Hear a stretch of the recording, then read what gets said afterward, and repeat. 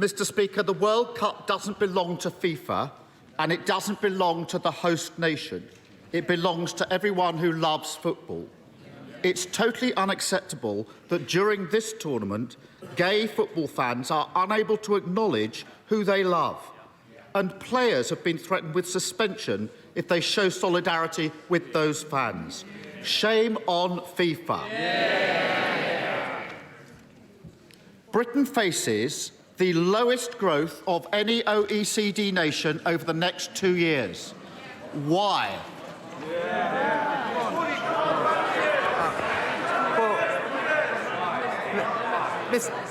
Mr. Speaker, this country has experienced since 2010 the third highest growth in the G7. This year, the fastest growth in the G7 and unemployment at a multi-decade low. We're getting on to deliver more growth, Mr. Speaker. We're delivering free ports. We're investing in apprenticeships. We're protecting R&D. And if the Labour Party is serious about actually supporting growth, maybe they should get on the phone with their union paymasters and tell them to call off the strikes. Mr. Speaker, Order. We want to get through Prime Minister's questions, and you're not helping me. Keir Starmer. He's in total denial. We're bottom of the 38 OECD countries who are all in the same boat when it comes to COVID and Ukraine. And he wants a pat on the back. It's like a football manager, bottom of the league at Christmas, celebrating a away draw 3 months ago, and it won't wash. So they don't like their record, that's the problem. So let's try it another way. Why is Britain set to be the first country into recession and the last country out? Mr. Speaker, I'm pleased that the Right Honourable Gentleman brought up the OECD report because it contained actually 3 very important points. Firstly, it made the point that actually in the years following the pandemic, we're projected to have almost the highest growth amongst our peer countries. It also made the point, it was crystal clear that the challenges we face are completely international in nature. And thirdly, Mr. Speaker, it supported our fiscal plan because it's credible and ensures sustainability. Now, the Right Honourable Gentleman would have known all of that if he actually read the whole report. But he's not interested in substance. He's an opportunist, Mr. Speaker. In 4 weeks, Mr. Speaker, in 4 weeks, I've strengthened the economy. We've put more money into the NHS and schools. We've delivered a deal to tackle illegal migration. In the same 4 weeks,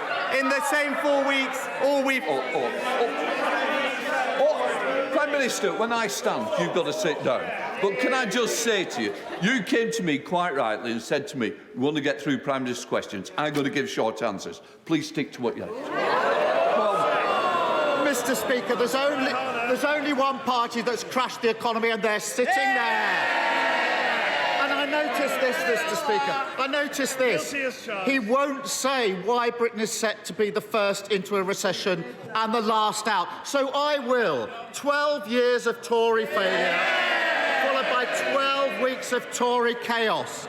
For a decade, they've let our economy drift aimlessly before suddenly cutting the parachute ropes and slamming it to the ground.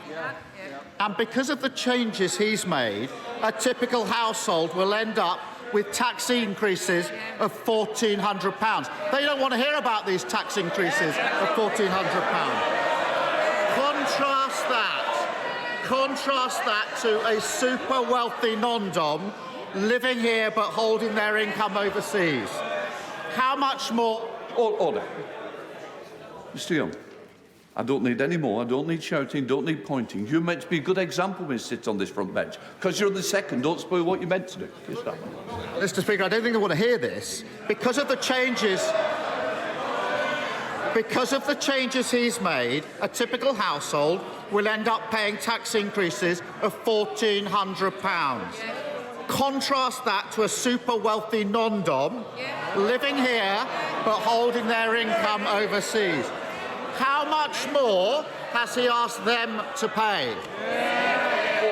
Just order. As I said to the Prime Minister, I said to the Leader of the Opposition, I'm going to get through this list. I need you both to help me and think of other members. Come on. Well, Mr. Speaker, Labour had 13 years to address this issue and did nothing. Nothing. It was the Conservative government that took action and tightened the rules.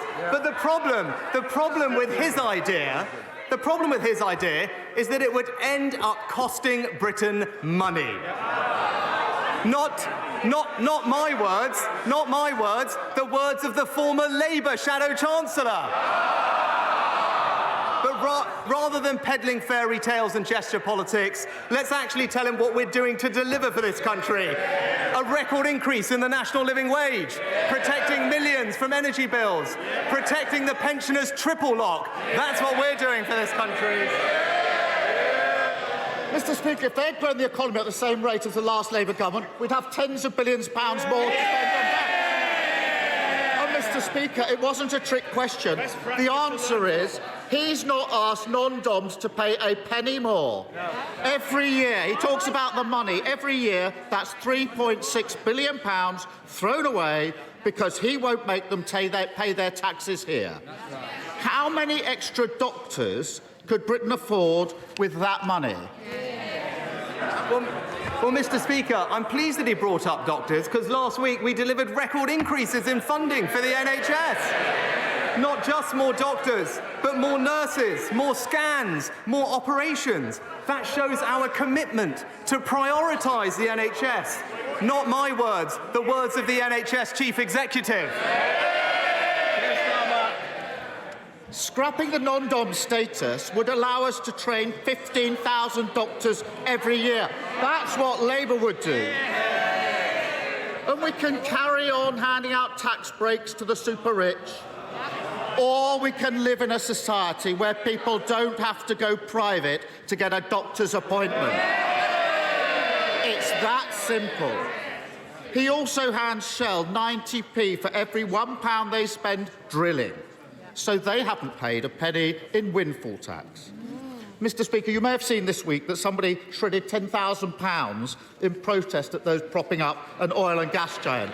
But he shreds £10,000 every other minute propping them up. Which does he think is the more absurd?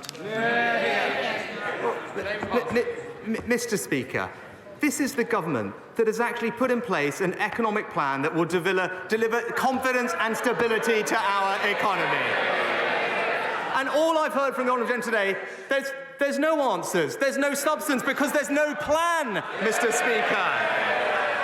He talks about the NHS. We're delivering record funding for the NHS, but we can only do that on the foundations of a strong economy. You can't deliver for the NHS unless you have a plan for the economy, and he doesn't have either, Mr. Speaker. Mr. Speaker, every time he opens his mouth, another powerful business voice says he hasn't got a plan on growth. The failure of the last 12 years and the chaos of the last 12 weeks are compounded by the decisions he's taking now. He won't follow Labour's plan to scrap non-dom status. Instead, we've got an NHS staffing crisis. He won't follow Labour's plan to make oil and gas giants pay their fair share. Instead, he hammers working people. And he won't push through planning reform. Instead, he kills off the dream of home ownership. Too weak to take on his party, too weak to take on vested interest. 12 long years of Tory government, 5 Prime Ministers, 7 Chancellors. Why do they always clobber working people?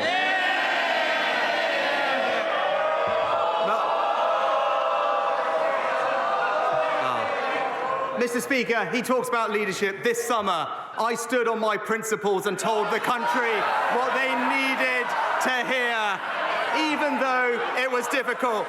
When he ran for leader, he told his party what they wanted to hear. And even now, he says one thing and he does the other. He says he cares for working people, but he won't stand up to the unions. He said he'd honour Brexit, but he tried to have a second referendum. And now he tries to talk tough about immigration, but he promised to defend free movement. You can trust him. You can trust him to deliver for his party. You can trust me to deliver for the country.